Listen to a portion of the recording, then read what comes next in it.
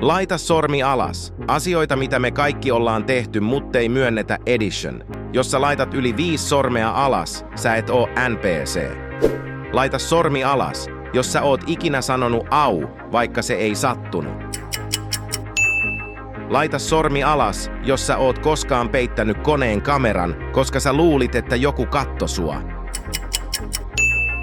Laita sormi alas, jos sä oot ikinä feikannut nukkuvas, kun sun vanhempi tuli sun huoneeseen. Laita sormi alas, jos sä oot ikinä nauranut vitsille, jota sä et ees ymmärtänyt. Laita sormi alas, jos sä oot avannut jääkaapin just tarpeeksi nähdäkseks valon syttyvän ja sammuvan. Laita sormi alas, jos sä oot ikinä juossut sänkyyn sen jälkeen, kun sä oot laittanut valot pois. Laita sormi alas, jos sä oot nauranut hallitsemattomasti ekan henkilön kanssa, joka tulee, kun sä painat jaa ja lisää. Laita sormi alas, jos sä oot ikinä yrittänyt puhua eri aksentilla.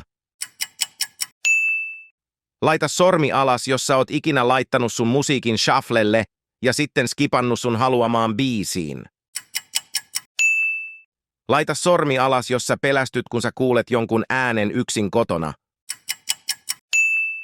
Kommentoi, montako sormea sä laitoit alas ja seuraa, jos käyt päivittäin suihkussa.